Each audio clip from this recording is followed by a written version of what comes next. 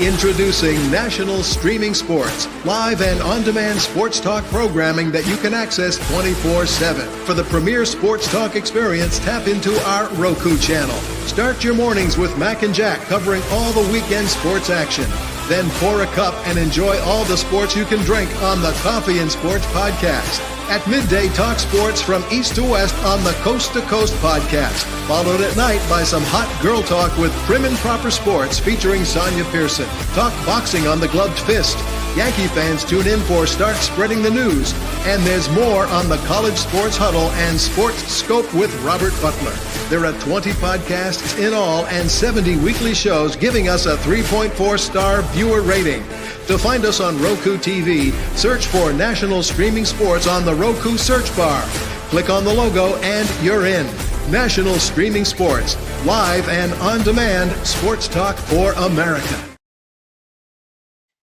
Good morning and welcome to the Mac and Jack Show. I'm Sonia, of course, Jack. Good morning again, Jack. You know, we've been talking backstage, but wanted to welcome our audience in on today, this first weekly episode. Well, no, today's Wednesday, second weekly episode. Lose track of time here. Today, coming up on May 21st, 2025. We hope everyone's doing well. Jack, of course, our NBA playoffs got off to a not really a shocking start. Of course, the Thunder and their nemesis, as we should say at this point. Well, I don't know the Minnesota Timberwolves exactly a nemesis of OKC. I can't see any rivalry there. I could maybe see a little more of a rivalry, the Timberwolves and the Lakers, who the Timberwolves knocked off in the playoffs. But OKC was true to who they were in the second half of the game yesterday. They broke open a close game. All of a sudden, the Timberwolves had a hard time making a basket, in large part because of OKC's smothering defense. And that's who they are. I mean, they don't have a lot of stars in that team. They have SGA, one of the best players in the game, obviously. But beyond him, there's just a bunch of very good players like Chet Holmgren, a very good player. Jay Williams, very good player. But they win on defense for the most part. They know how to play the game. They play old-fashioned basketball, OKC, and it showed in the second half. Where was Rudy Gobert? Where the heck was Rudy Gobert? For a while, Rudy Gobert was looking so good that Shaquille O'Neal, who was one of his biggest critics, said, I can't believe I'm saying this, Rudy Gobert's turned into a force. He jinxed him. That's exactly what happened. Soft. Rudy Gobert was softer than an ice cream cone. Yeah, he was like a cotton ball. Shaq jinxed him. You know, whenever you have a situation that somebody's been literally like your biggest critic and you finally get that praise or whatever, it kind of pumps your head up. And as a result, he flopped. And so now today, Shaq's going to be talking about him the opposite. Like, okay, I was wrong. Clearly, I should have kept my opinion to myself. I was right all along about the type of person he was, type of player he was. It reminds me of when Michael Jordan came back to a huddle with Luke Longley. Longley was playing great on the Bulls at that time, that game. And Jordan was amazed. He told him, man, you are really good. I mean, you're outstanding the way you play. And then Longley reverted back to being very average. And then when he got back to the huddle, the next time Jordan told him, I'm never going to compliment you again. You know, what was I talking about? You know? It is so rough.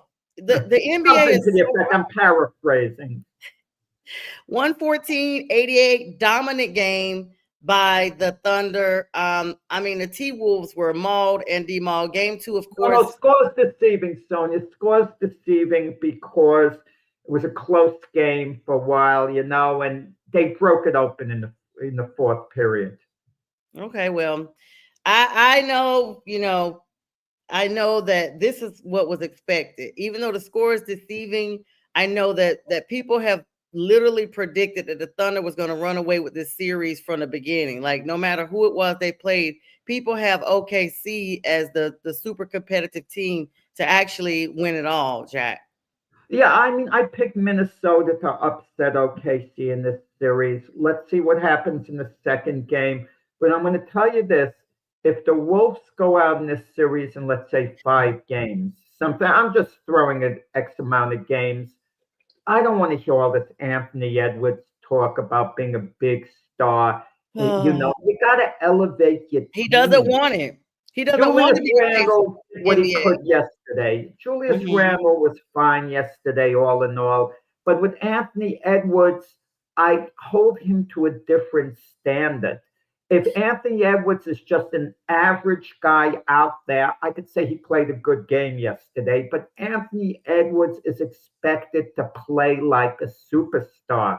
If you want to be one, you have to be one. I remember what Terry Bradshaw was John Elway's biggest critic. He didn't like John Elway. The way Elway came out of college, said, well, I only want to play in California because it's warmer then. He thought he was a spoiled, rotten surfer kid. But when John Elway lost his first 3 Super Bowls, Terry Bradshaw didn't mean to poke fun at him. He said, great players have to play great in big games. And he didn't mean it as a dig on Elway, but it's the truth. If you're a great player, you have to play great in big games. Now, I can condone it more in baseball in the case of an Aaron Judge. You play 162 games, you're playing so much, you kind of run out of steam at the end.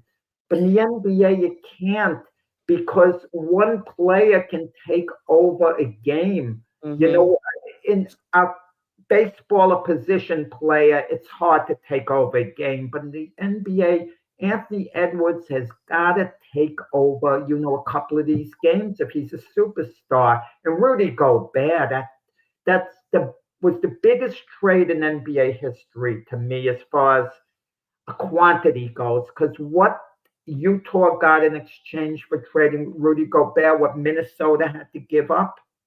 And Rudy Gobert can't just be a good player. Yesterday, he wasn't even close to average, let alone good. I forgot he was out there. Gobert looked like a phantom. And I'm going to be honest, we talked a little bit before the show started how Shaq had been one of his biggest critics. And as soon as Shaq was like, okay, he kind of came back a little bit, Gobert, of course, a French professional. I mean, maybe it's a cultural thing.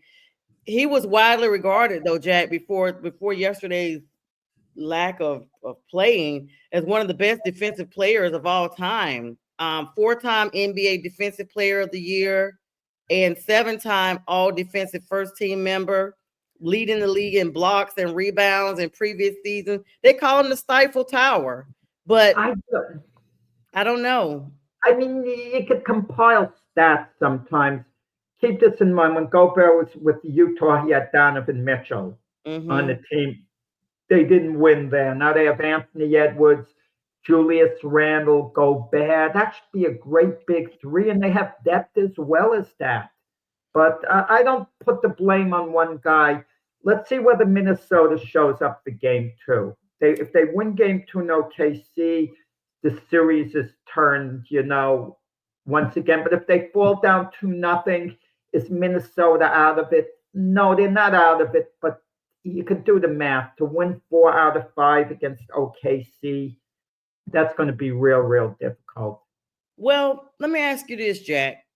So he's had his own little battles here and there. Of course, he punched his teammate last season, Kyle Anderson.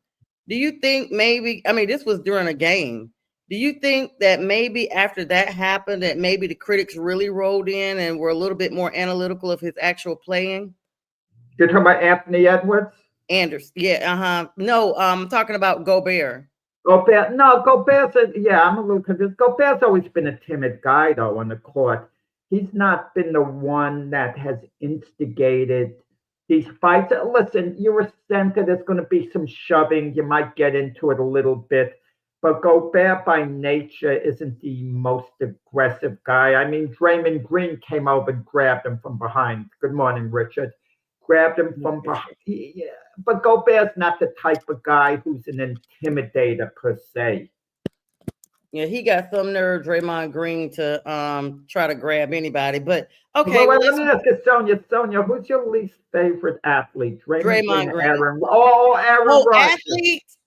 Yeah, athletes. It's so close between Draymond and Aaron right now.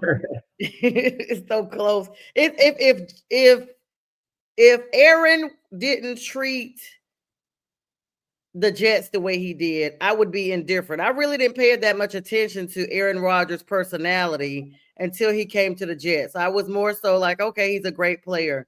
The way he just from the onset of coming on with the Jets, just lackadaisical, I'm here, you guys are there. I'm Gladys Knight, you're the Pips type mentality. It just made me look at him different. And now that he's been released, and the way he has, I don't even want to say courted the Pittsburgh Steelers because I don't even know what's going on. It's insane. It's just he's a drama queen. He likes attention. And to me, I'm like, dude, you're either going to play or you're not. So it seems like Aaron is your least favorite, and you take Raymond a little ahead of him. Okay, that's all I wanted to know. I'm not looking at the Aaron Rodgers segment. Yes, of course. We got the Eastern Conference game that's going to be tonight, Jack, at 8 p.m. The Pacers, game 1 against the Knicks. Well, should I say the Knicks are hosting the Pacers? Let me say something that angered me. It had indirectly, it has nothing to do with the game per se, but it does in a sense. After the Knicks beat the Celtics, they noticed a Tyrese Halliburton fan, an Indiana Pacer fan with a jersey on, just walking in the street, minding his own business. They were following him. They were pelting him with garbage. I mean, it's outrageous to me. As a New Yorker, I'm absolutely outraged over the behavior of the Knicks fans because it reflects on the city, reflects very poorly on the city. And I'm going to be honest about it. If Knicks fans are that low, and if the majority of Knicks fans were amused by that behavior, then I'm rooting for the Indiana Pacers to beat my team in my own home city. If that's the type of conduct we're going to display over a fan just walking with a jersey, minding his own business, because they're absolutely entitled, a visiting team, for fan to walk with their jersey. They're not making any statement. They're not poking fun at Knicks fans. They're not trolling them in any way. They're just walking in the darn street. And the nerve of someone else to throw something at them, it's absolutely sickening to hear that. And Halliburton invited that fan to come to game, I think, 4, the Nick Pacer game. He invited him and a guest, that fan. So with that said, I'm rooting for the Knicks because I think it, in all probability, was a small pack of idiots who I wish there was a way to find out who they were. Have them pay some fine or something. Maybe have them pay for season tickets for this Indiana Pacer fan, or pay for him to have a trip to New York next time or whatever. But with that said, a lot of times we like to talk about who does it mean more to win a series. Does it mean more for the Pacers or more for the Knicks? And just backtracking to the last series, I think it means a little more to the Timberwolves than OKC to win it, but that's arguable, But the Knicks and Pacers, I think it absolutely means more to the Knicks. They lost to the Pacers last year in the playoffs. They went up 2-0 to the Pacers and lost in 7 games.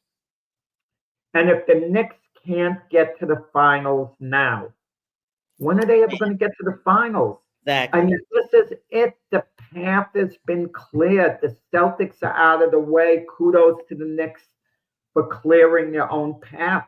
The Bucks weren't that good this year. The Sixers weren't relevant at all. And the Pacers are a beatable team.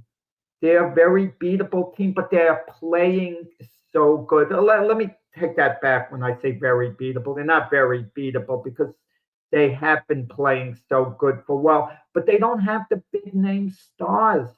They just don't on that team. And it's a series the Knicks definitely can win. Do I think they're going to win it? If I put my emotions aside, I'm going to call it for the Pacers in 7 games, only because of how well they've been playing. They use their bench a little better than the Knicks, but maybe that's going to change because Mitchell Robinson, is in the equation, a lot more coming back from the injury, and he played real well in the Celtics series. McBride, it definitely could be a big factor off the bench. So we'll see. But I look for 7-game series. I don't expect anything less. Well, let me ask you this, Jack, because you kind of pointed out some of the stars that are on these teams. I've noticed, not necessarily in the series where we are now, but just overall, do you think, and this is a really good question, maybe a debate question actually, but I do want to ask you your opinion. Do you think sometimes that teams can just be so talented with the big name stars that they just kind of get in their own way, to the fact that they don't perform at the peak that we think or that they really should be to try to get a championship? No, I don't. I understand your theory, but not in this case. I mean, the Knicks' big star is Jalen Brunson. Brunson has a weakness. Sometimes he tries to do a little too much at times. I've seen him Right. have the ball and just try to overpower the defense, driving to the basket. They cut him off. He doesn't have a good shot. He still Mhm. goes up with it anyway. So sometimes Brunson is isolated a little too much. But look, when you look at the way he's performed for the Knicks, can you really be critical of it? Because, a lot of the times he's performed magnificently and he's their main guy. Uh, I was listening yesterday and they were, I think it was First Take, they were talking about, and Spike Lee was on, can Brunson establish himself as the greatest Nick of all time? And let's not get carried away and make him the greatest Nick of all time. As a one-on-one player, Brunson's not better than Carmelo Anthony, yet, Carmelo Anthony wasn't the type of player who won in the NBA. His game I don't mean to say was a selfish player. He wasn't, but he didn't really play, tenacious defense. Okay. Mhm. At times he wouldn't play defense at all, it seemed. But he was a great individual talent. And how do you compare Patrick Ewing to a Brunson? I mean, come on. I mean, it's a different Right. position, different player, world Different class era, different treasure. time era. Like it's I think there's great players for different eras, Jack. I don't, unless you have really like risen the bar. You've raised the bar so high that it's almost unattainable. I just believe not necessarily in greatest of all time. I believe in players for every era, and that's for every Yeah. sport. People can debate that, but if you break it down to numbers, then there are times that there is that one standout player that they're so high that nobody's probably ever going to touch them. But then when you look at like comparisons of like maybe one or two or three players that they actually have stats that are so similar and you can't differentiate them, then the only thing you can do is like, okay, that was during that period, like 30 years ago, we had, this player, now it's that, and you can compare them because that person has already set that standard. Yeah, no, I agree with you, and you nailed it perfectly with different eras, Sonia. I agree with you completely on that. But the point, I maybe got a little off track the way I was talking, but the point is this. If you had a Kobe Bryant, you feel you have a real superstar who could take control of the game, and Brunson is taking control of games. But are you really going to say, oh, he's as good as Kobe Bryant, for example? Like, let's go like, whoa, Yeah. maybe when his career's over, we'll be saying that. I mean, I don't know, but I think we get a little carried away, with that type of narrative. But the Knicks and Pacers, it's a great, great game. Two great coaches. Rick Carlisle is phenomenal, arguably the best coach in the NBA, Rick Carlisle. And Tom Thibodeau is a heck of a coach. He's come under Tom better criticism. start resting his vets. He better start knowing how to alternate that bench because those guys have to be tired, Jack. If he does not learn how to alternate some of the bench in for at least a little bit of breather here and there, he doesn't even want to take his guys out when they're facing being fouled out. Like he just lets it ride. And I mean, those guys are playing like over 45 minutes of those games. That's a lot. Yeah, Mikal Bridges doesn't seem to mind. He has like a high motor. But, come crunch time, a couple of them are going to have to handle the ball. Notably, Jalen Brunson, the ball's going to be going to him at crunch time when you talk about the last few minutes of the game. But I mean, I'm sure there's going to be, I think at least there's going to be one or two blowouts maybe in this series. But for the most part, the games are going to be nip and tuck, and they're going to come down to the wire. Yeah. So we'll see. It's an intriguing series. It really is. And what was more impressive to you? Let me ask you, Sonia. The Knicks beating the way the Knicks beat the Celtics, or the way the Pacers beat the Cavaliers? That's a good question. That's a debatable question. What's That more is a impressive? debatable question. We can't save it for Saturday because they would have started the next series. Yeah, I feel like for now though, the way the Knicks folded up the Celtics in that last game just surmounted everything. To hold every veteran star on that team, Jack, to a single digit performance was shocking to me. I don't think I've ever heard of your starting five. Nobody even had 10 points. Nobody had 10 rebounds. It was almost like, you know how they call it a triple double? This was like a triple single. Yeah, well, to me, I'm not sure what the answer is. I'm really not. If I'm pushed to give an answer, I'd say I was a tiny bit more impressed by what the Pacers did. Just watching them. The Knicks were able to capitalize on really poor Celtic shooting, and Jason Tatum wasn't there for Game 6. But the way the Knicks dominated, it probably wouldn't have made a difference, even though we'll never know. But the Pacers also came back from deficits to beat the Cavaliers in the way they did it. And I like the ball movement with the Pacers just a little better, if I had to draw a comparison. But intriguing.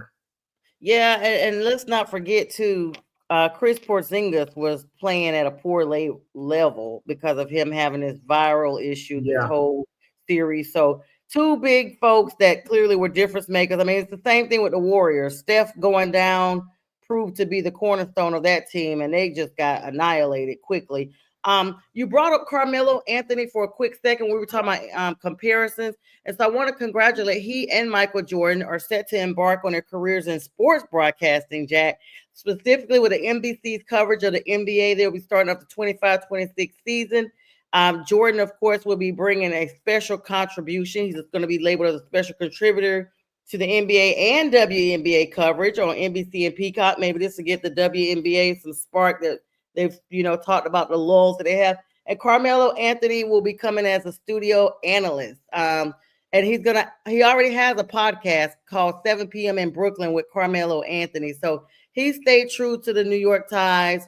And it's going to be interesting to see both of them in the booth and commenting, so to speak, especially Jordan. I'm going to tell you with Carmelo Anthony, don't get me wrong, he won a national championship at Syracuse. He was a really devoted member to USA basketball, won 3 gold medals.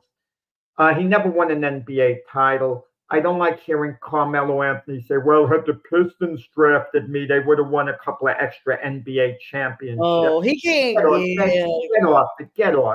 Yeah. It, He can say it on his podcast, but not here. I don't go for it. I don't buy it.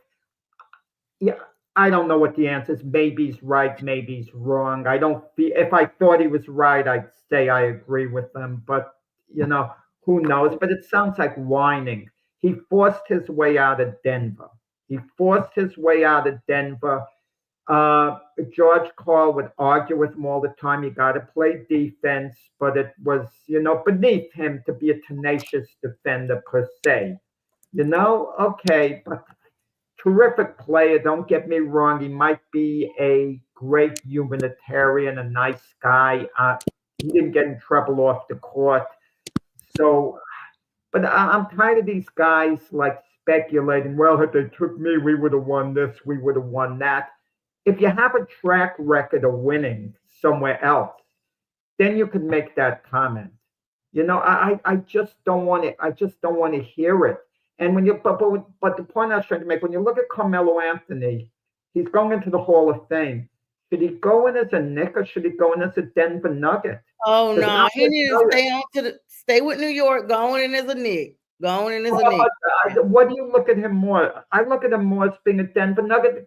Sonja, you're good at looking things up quickly.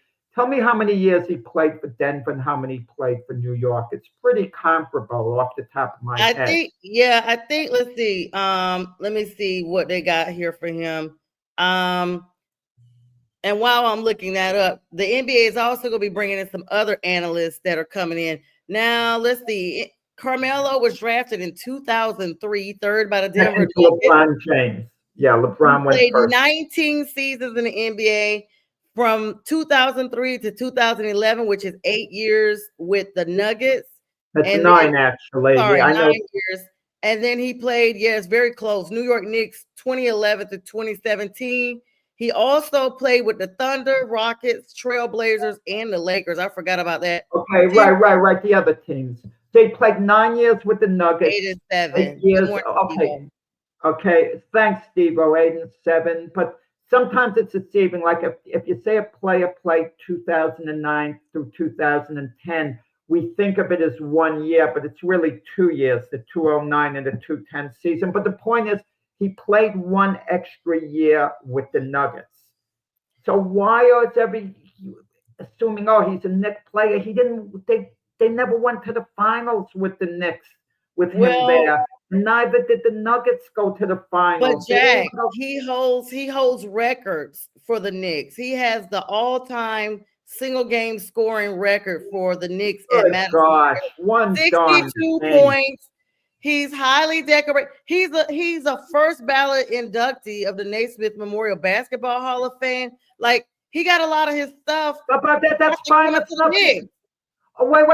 He's not a first ballot thing because he inducted because he's with the Knicks alone. As far as being the all-time scorer 1 game, okay, let's just call Wilt Chamberlain the greatest player of all time because he holds the record 100 points for 1 game, and no one has gotten in the 90s before. So Wilt's number 1. He holds the record. Come on, son. Don't tell me 1 game. Yeah, when you say it like that. Good for him. I mean, listen, he was a great player. Let me ask you, do they get a chance? Don't they get a chance to choose? Like, if it comes down to it? He had a hard time getting a job at the end of his career. He had to reinvent himself and be a second wheel. Look, when Jeremy Lin came up, when Carmelo Anthony was hurt on the Knicks and became an overnight sensation. I mean, Carmelo Anthony obviously is a far better player than Jeremy Lin was, but Jeremy Lin was creating a feel-good story. And when Jeremy Lin eventually moved on to Houston, Carmelo Anthony tweeted something that was like indirectly like a put down. You know, I didn't go for that, honestly speaking. It was indirect, but it showed there was kind of like a jealousy, like, oh, I'm the man, I'm the this, I'm the that. Look, Carmelo Anthony, great player. He wasn't any more of a Knick than he was a Nugget. That's the point I'm trying to make. Everyone they let them choose at some point. Like, they're gonna ask him, right? Is that what happens? Carmelo was not as great a Knick player as Walt Clyde Frazier. But if you want to argue he was a better player than Walt Frazier, that's a fair argument to make. But as a Knick, there's certain players who are with franchises, and we link them to a franchise as the all-time best player on that franchise. And Carmelo doesn't rate because he wasn't a career Knick. He was there, 8 years, which is a substantial amount of time. Don't get me wrong, but he wasn't on the top of the list with the Ewings, the Walt Fraziers, the Willis Reeds as being a great Knick. So I'm going to ask you again, Jack. I've asked you 3 times. When it's basically a split like that, do they allow the player to choose where they want to retire? I mean, where they want to go down? I believe so. Yeah. And players do what they want. It's sometimes very difficult.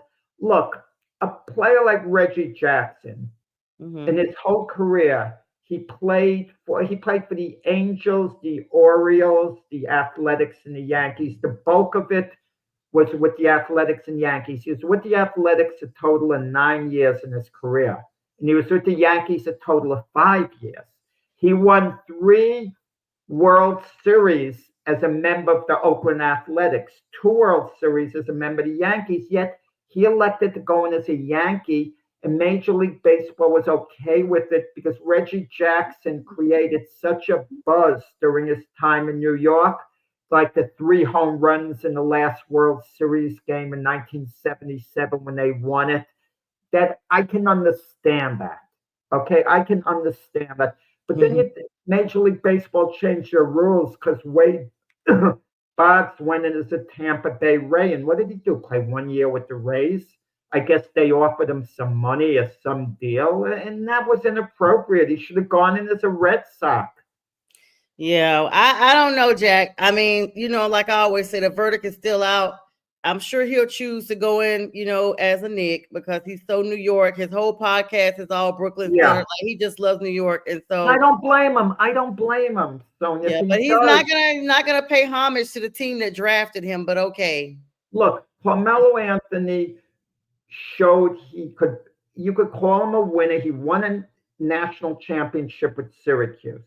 So he proved himself. He was there 1 year, won the NCAA tournament. That proved that he absolutely is a winner. His 3 gold medals. He was with a stacked team in the Olympics, the other NBA stars. But look what he did at Syracuse. How many players win NCAA championships? Yeah. I mean, I don't know. And Steve was talking about what about Shohei? He's an angel, but he's an angel to me, but Juan is a Dodger already. So no, he'll be when Ohtani retires. He's going to go in as a Dodger. No ifs or buts about it. The Angels didn't win anything with Ohtani.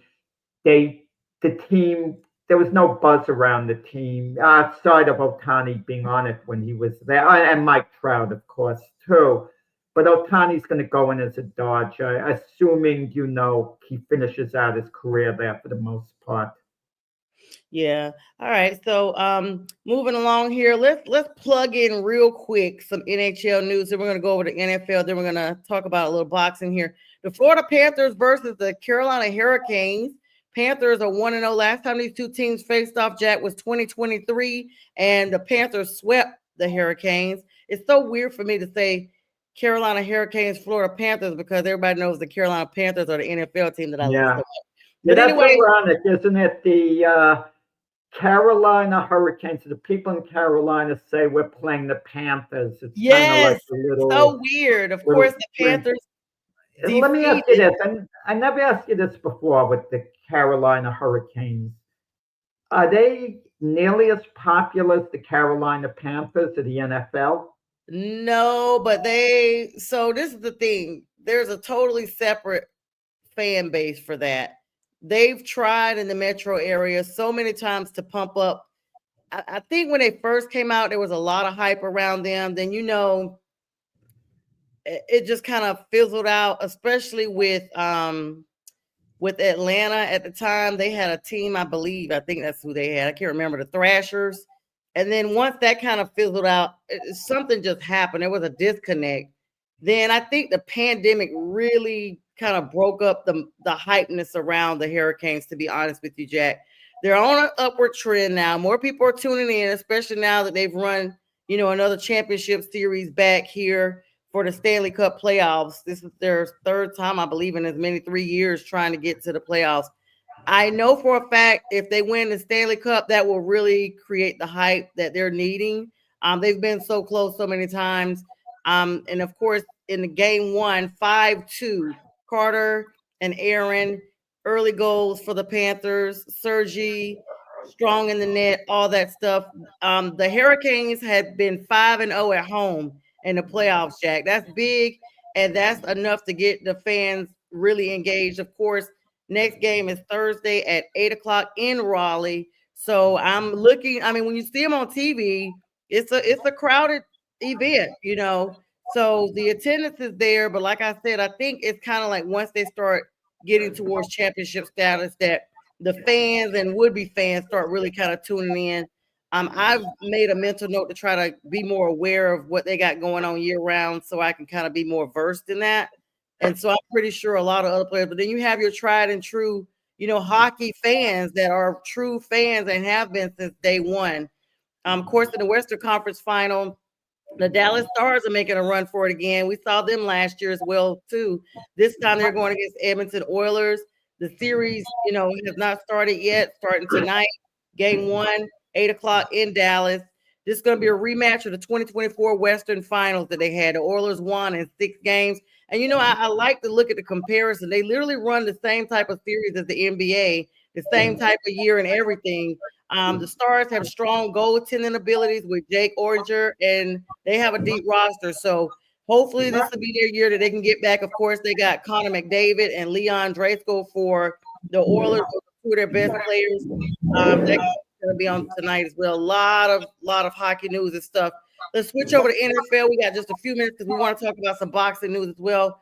I almost said the Sheagles.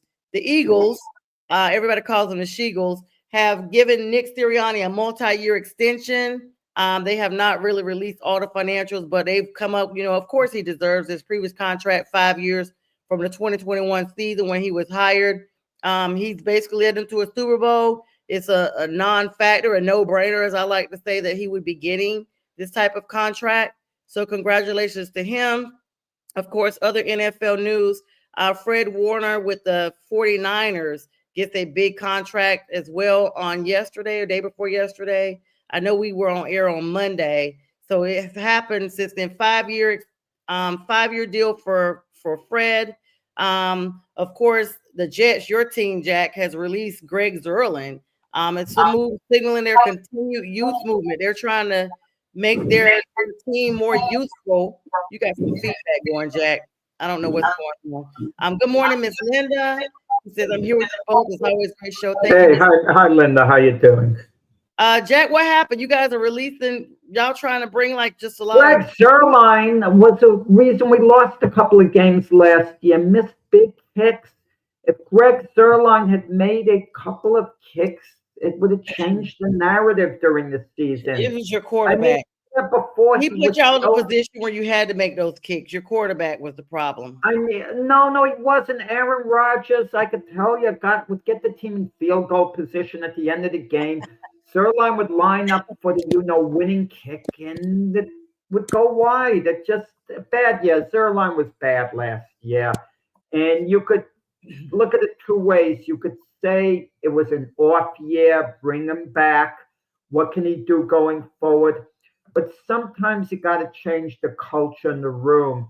And if the team has Zuerlein around, they're not going to have confidence that he can get it done again. So they moved on from him last year, actually, but it just became official now.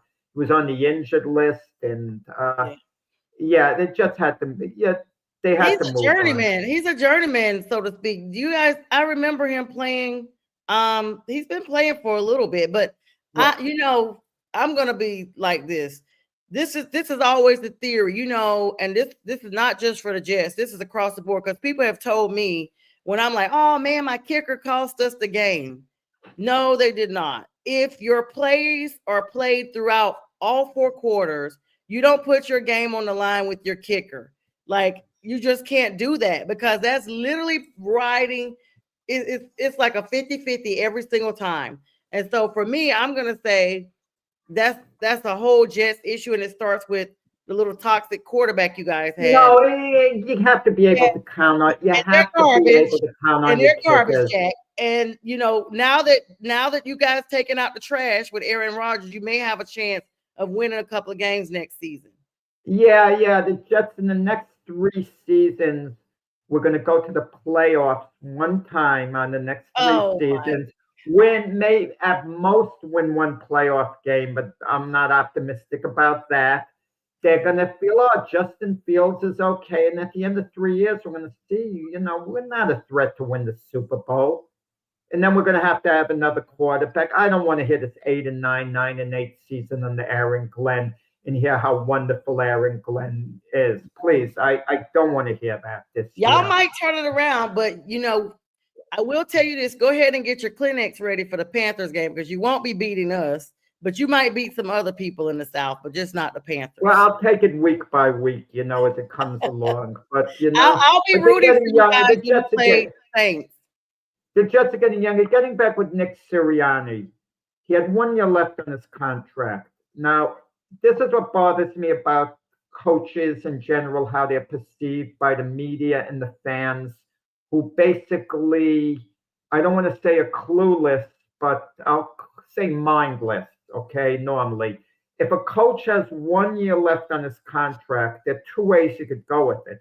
If the team doesn't extend the coach is a free agent at the end of that season. They could play out the year.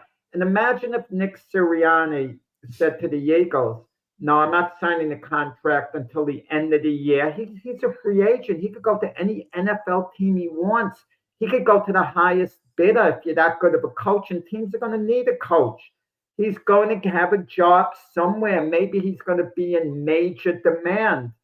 And if you're the Eagles too, if you really want him to be a guy of the future, you're sure about it, you extend them. And that was a smart thing for the Eagles to make sure he don't go nowhere else. To make sure that was a smart thing to do because Nick Sirianni deserved it. He absolutely deserved it.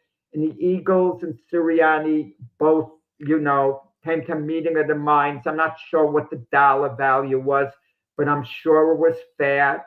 He has something like 5 years left with the Eagles. That's the way you do it. I don't want to hear about people complaining about a manager, coach being lame duck if they have 1 year left on their contract. If you sign in other words, Sonja, if you sign the contract for 4 years, after 3 years, the team's not obligated to extend you. Finish out your damn darn deal. Yeah. And then you sit down with the team. And if the team is so scared you're going to go elsewhere, then they're going to move forward and they're going to try to extend you early. With players, it's different, okay? Yep. With players, it's different. But even then, it's somewhat different. They're under no obligation to extend you. I'm sick of hearing this term lame duck. I mean, no one is a lame duck unless you're maybe an interim coach that got the job that year and you have no idea whether the team is going to want to rehire at the end of the year. Or if your performance has been so bad that this is your last year and that they're probably looking for another coach to replace you. You're a lame duck then. I know in some cases there's a lame duck coach. But if let's say the Eagles weren't going to sign Nick Sirianni this year and let him play out the final year of his contract, okay? That would, in this case, it would have shown a complete lack of faith in Sirianni despite winning a Super Bowl. And that would have been a terrible look. The man won a Super Bowl. He's won to 2 Super Bowls in the last 3 years. And you're going to let him play out the last year and let him walk? Perhaps if he wants to, that would have looked terrible, but it didn't happen. It was a win-win situation for Sirianni and the Eagles. And keep this in mind, 1 year ago, a lot of people thought Nick Sirianni might not even come back. Okay, keep that in mind. Kind of like they're saying Mike Tomlin, Jack. Like people have been talking about that for like the last 3 seasons. And they like to say they haven't had a losing season, but you guys are not winning the playoffs either. So I don't know how they like to phrase that to try to make themselves feel better or whatever. I guess because they break the 500 mark and make it to the wild card, they're not losing. That's crazy to me. Nobody else said that. This happened. Mike Tomlin's situation similar to Don Shula's at Miami. Shula would have post winning records every year, get to the playoffs. Dolphins would get eliminated right away. And there was a fatigue set in after a while. When a team doesn't get to a Super Bowl, fatigue starts setting in with the fan base. And that's what's happening with Tomlin. Look, the Steelers could go 10-7 this year and lose in the first game of the playoffs. And the fan base, there's going to be unrest. The same old story that feels going on. I'm not optimistic they're going to go 10-7. I mean, it looks to me like Tomlin might have his first losing record in a while. they better address the quarterback situation. Mason Rudolph is a little better than people think, but he's not the answer moving forward. Yeah, I mean, I don't see that. And Steve-O has a good point. They're getting ready to vote on all these rules about the tush push and all this other stuff that they're going to be looking at. Of course, they just ruled that NFL players can compete in the Olympics, Jack. That's going to be They interesting. can. Flag football. Yeah, flag football, but I mean, to make their name in the Olympics is pretty big. So kudos to them. But I had to ask you about that Tomlin situation. So, and congratulations to Sirianni, Fred Warner. Of course, we talked about Brock Purdy getting his extension. He's no longer Mr. Irrelevant. But how much money you get guaranteed, Sonja? I think Warner had a 3-year extension, not 5. I could be wrong. For who? Werner. But Brock Purdy was guaranteed out of his 235 million. So he's guaranteed 181 million. He's the highest paid quarterback now. He did well for himself. Look, Purdy is the Niner franchise quarterback to me. People got down on him last year. I think he had enough of a body of work to show he's the guy for the Niners moving forward. I mean, I don't subscribe to paying these quarterbacks a lot of money who have not produced some type of at least a NFC or AFC championship. We see how they paid Trevor Lawrence, got a lot of coins last year. The details of Purdy, I mean, of course, Purdy taking the very last in the draft. None of that matters now. The last shall be first, to quote some of my favorite Bible scriptures. But he's got a $265 million contract extension. It's going to keep him as a 49er through 2030, Jack. Oh my God, 2030. I'm sitting up here doing the math like, wow. Annual average is going to be $53 million. It's going to tie him to Jared Goff as the 7th highest paid quarterback in NFL by average annual value. $181 million in guarantees. 100. That's the key point. What you guaranteed. That's the important number. But then he got $100 million that was fully guaranteed at signing. He's getting $166.505 million in the first 3 years, and is structured to be front loaded, meaning that a lot of it's paid up front. Sonja, he deserves it on today's market, because keep in mind, when he was performing for the Niners, taking them to a Super Bowl, he was making like $800,000 a year. Last 1 year was making like about 4 something. That's true. He deserves it. He deserves it. On today's congratulations to him. I mean, it's going to be interesting to see what they do, if whether or not McCaffrey comes back healthy or doesn't come back, or does, because he's been injured. Of course, they don't have Brandon Ayuk anymore. A lot of big names. He's going to have to really show and prove with how they've built in the draft and in the offseason to build around Super Bowl window. This Super Bowl window, I feel, is closed. But Deebo Samuel's not there anymore. I feel it's closed, their Super Bowl window. But maybe they'll rebound. Maybe they'll show resiliency and get to the playoffs. Who knows? I mean, there's still talent on the team. Yeah, let's switch over. We got about 9 minutes left, Jack. We kind of got on the NBA, and I love it. Always a great conversation, Jack and myself. Good morning to everyone joining us. Thank you so much for sharing, liking, and commenting this morning. Let's talk some MLB news. Pirates shut out the Reds. Yeah, quickly on MLB news, because I'd rather, Sonja, let me call an audible on you, okay? You send in the play, you're the producer, kind of. You send in the play. MLB news, I'm the quarterback. You sent that in to me, but I'm going to do an audible to boxing because it's more important. Oh my gosh. Okay. I need to talk about it. All right, let's talk about boxing.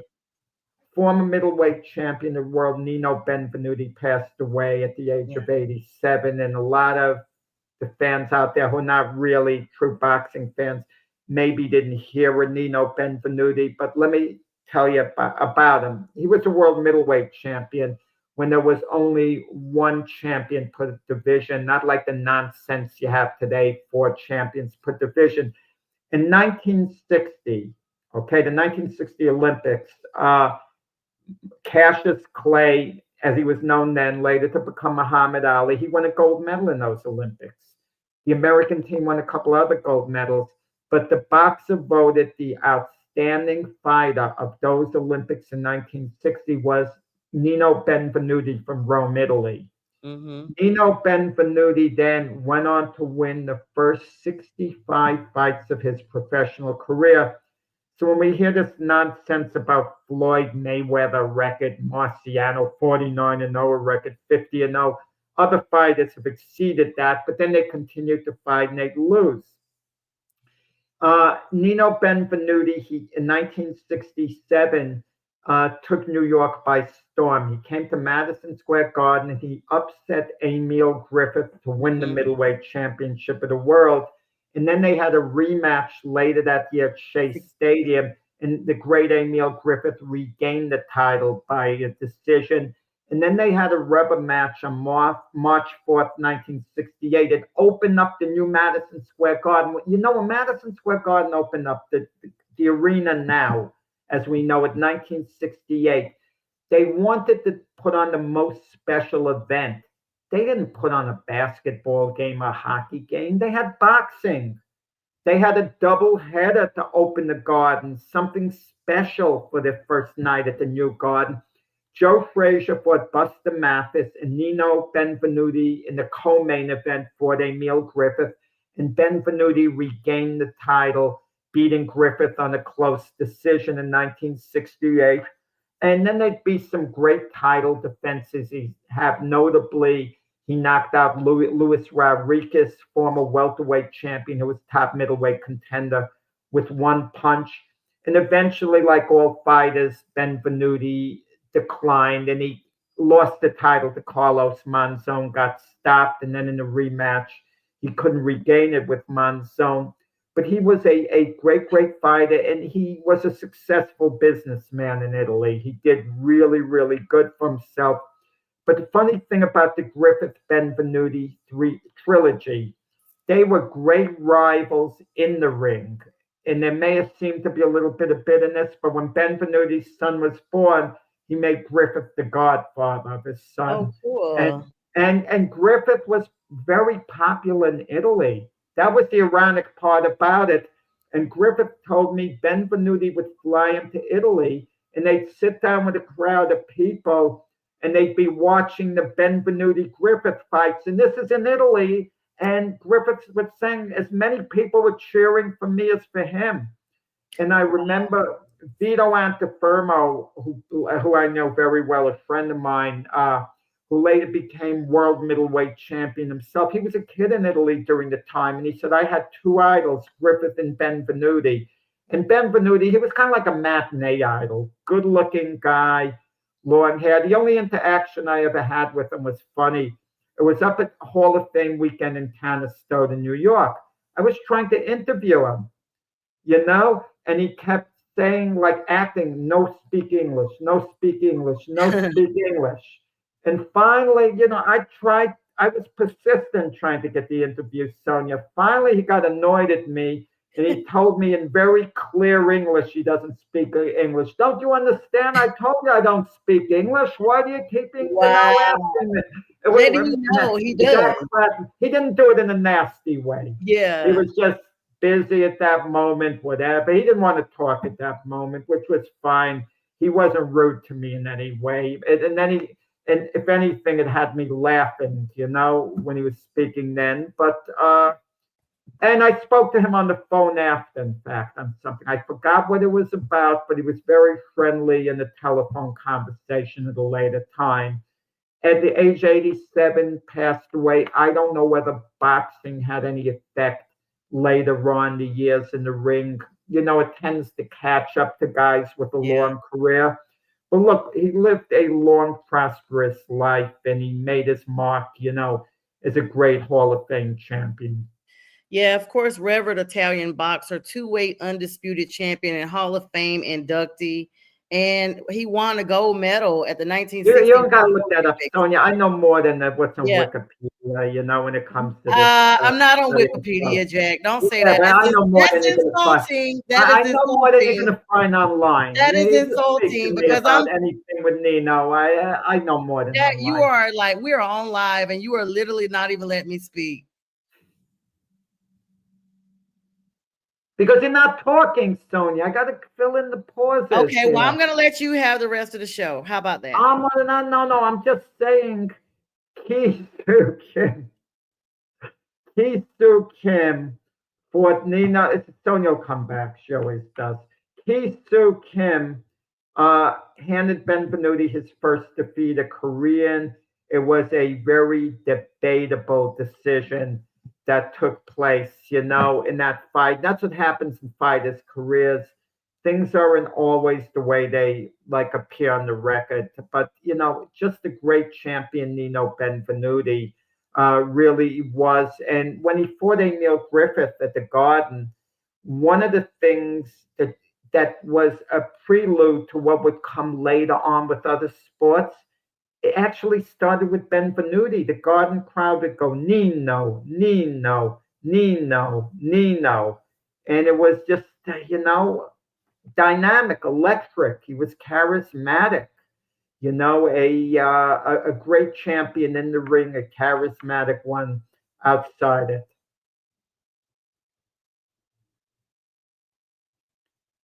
The end. Very good, Jack. Very good presentation of Benvenuto. I was just chiming in to say that I had heard of him, and I actually knew that he was one of the greatest. I mean, even though I don't know as much as you because you're the boxing writer, I was just basically chiming in. But Brent, good morning to you, Brent. He says, debatable question like the Manny Pacquiao fight in Australia. That was ridiculous. The debatable decision. No, Brent, I thought Pacquiao won that fight against Jeff Horn in Australia. I thought he deserved a decision. Right. I just thought it was a wrong decision. I didn't think it was ridiculous. I didn't think it was off the charts.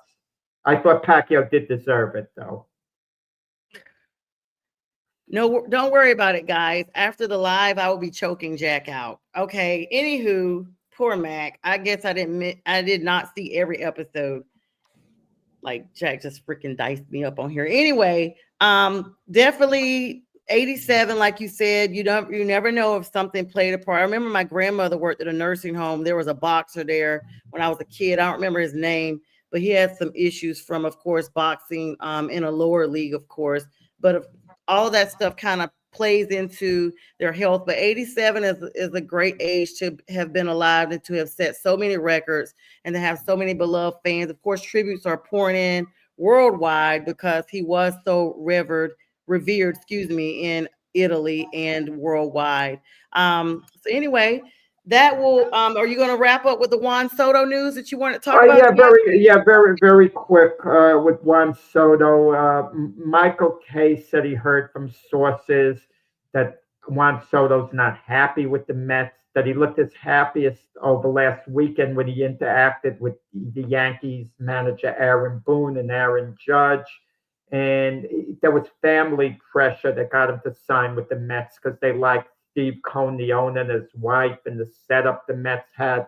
So Soto was Juan was kind of pushed into it a little by his family, and he just seemed, doesn't seem nearly as happy being a Met in all his interactions as he was with the Yankees. But, it's something we'll keep an eye on as we go along. And now all the talk, Sonia, about Juan Soto maybe not hustling in the manager or the Mets, yep. Carlos Mendoza wanted to talk to him about it. Yep. All right, guys. So that was our show for today. Thanks everyone for the likes, loves, comments. On Friday, Keith Engel will be joining Jack. I'll be on vacation. Stay tuned to today's sports shows throughout Roku channel, National Streaming Sports, Huddle Sports Network, as well as Elite Sports Entertainment and Network. Prim and Proper Sports is tonight. The National Professional Show is also tonight at 6 p.m. Stay tuned on the Roku channel. We got sports 24/7 without the cost of cable. And we bid everybody a great day. And with that, Jack and I will say good day.